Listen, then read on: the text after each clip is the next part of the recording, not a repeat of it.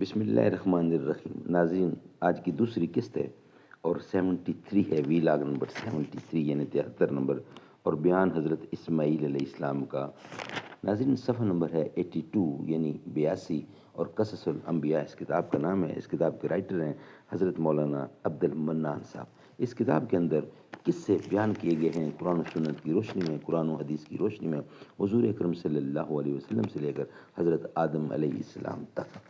نحمده ونصلي على رسوله الكريم، بسم اللہ الرحمن الرحیم۔ توحید تو یہ ہے کہ خدا حشر میں کہہ دے، یہ بندہ دو عالم سے خفا میرے لیے ہے۔ ذبح دمبے کو کیا خوش ہوئے قربانی کی، مذبح نفس میں ایک خون کا قطرہ نہ رہا۔ ویلاگ نمبر 73، اور آج یہ اس کی دوسری قسط ہے۔ یہ حکم خدا تعالی ہے، کیا یہ خدا کا حکم ہے تو پھر ہزاروں جان بھی میری خدا کی راہ میں فدا ہیں، اور میں بخوشی اس کی راہ میں قربان ہونا چاہتا ہوں۔ جب دونوں بزرگ دور تک نکل گئے تب اسماعیل علیہ السلام نے اپنے باپ سے عرض کیا کہ اے میرے ابا جان، مجھے کہاں لے جاتے ہو؟ حضرت ابراہیم علیہ السلام نے اللہ تعالیٰ کی طرف سے جو وحی کی گئی تھی، جو وحی آئی تھی، وہ اپنے لخت جگر فرزند ارجمند کے سامنے انہی الفاظ کے ساتھ بیان کر دی۔ قولہ تعالی فلما بلغ معہ السعی قال یا بنی انی ارا فی المنام انی اذہبک فانظر ماذا تری۔ پھر جب وہ اچھی طرح چلنے پھرنے کے قابل ہوئے تو باپ نے اپنے لخت جگر سے فرمایا، اے بیٹے میرے میں نے خواب میں دیکھا ہے کہ میں تجھ کو ذبح اللہ کے راستے میں کر رہا ہوں، پس اے بیٹے میرے مجھے بتا دو تمہاری اس میں کیا رائے ہے۔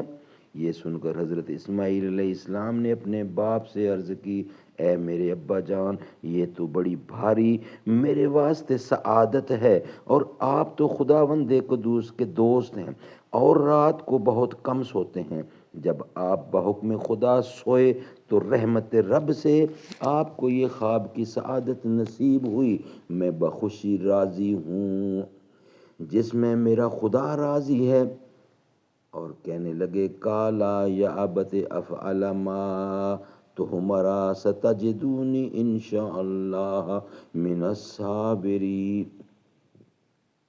حضرت اسماعیل علیہ السلام نے اپنے ابا جان سے کہا کہ اے میرے باپ، آپ کر ڈالیے، اے میرے ابا جان آپ کر ڈالیے جو کچھ آپ کو خدا کی طرف سے حکم ہوا ہے، اور مجھے آپ انشاءاللہ صابرین میں پائیں گے۔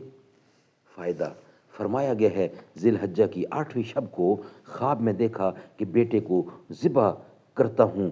جب صبح ہوئی تو بہت ہی فکر مند ہوئے کہ اس خواب کی کیا تعبیر ہوگی۔ پھر 9ویں شب میں بھی یہی خواب دیکھا کہ میں اپنے بیٹے کو ذبح کرتا ہوں۔ پھر 10ویں شب میں بھی یہی خواب دیکھا۔ پھر اس کے بعد جب کچھ تعبیر سمجھ میں نہیں آئی تو پھر اپنے بیٹے سے کہا، اور انہوں نے باپ کے فرمان کے مطابق فوراً تسلیم کر لیا۔ ایسے باپ اور بیٹے پر ہزاروں رحمتیں نازل ہوں۔ حضرت اسماعیل نے اپنے باپ سے عرض کیا کہ اے میرے باپ، اللہ نے حکم آپ کو دیا ہے، اس میں جلدی کیجئے، انشاءاللہ مجھ کو تم صابروں میں سے پاؤ گے، اور میں خدا تعالیٰ کا مطیع ہوں، نافرمان نہیں ہوں، اس لیے آپ جلدی کیجئے۔ ہو سکتا ہے کہ تاخیر کے سبب شیطان لعین وسوسہ ڈالے، کیونکہ وہ تو یہ چاہتا ہے کہ ہم کو صحیح رستے سے بھٹکا دے۔ حضرت ابراہیم علیہ السلام نے اسی وقت فرمایا کہ اس لعین پر پتھر مارو۔ تب باپ اور بیٹے نے اس لعین پر پتھر پھینکے، اور اب یہ حاجیوں پر سنت ہے کہ حج کے دنوں میں اس طرف پتھر پھینکتے ہیں۔ بہدا حضرت ابراہیم علیہ السلام اور حضرت اسماعیل علیہ السلام اس جگہ پر پہنچے.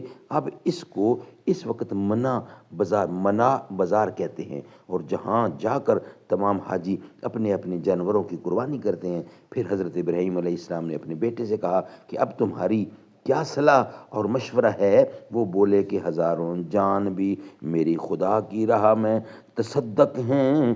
خدا کا شکر ہے کہ آپ نے مجھے قربانی کرتے ہوئے، کہ آپ نے مجھے قربان ہوتے ہوئے اپنے خواب میں دیکھا. بس آپ جس طرح بھی ممکن ہو جلدی کیجئے اور امر الہی بجا لائیے. کیا خوب شعر ہے، اور وہ کیا خوب شعر ہے، وہ مقید ہوئے امر سبحان کے ہوئے دونوں راضی وہ قربان کے. قول تعالی اسلمہا وتلہ للجبین. ترجمہ: پھر جب دونوں حکم خداوندی پر راضی ہو گئے اور حضرت ابراہیم علیہ السلام نے اپنے لخت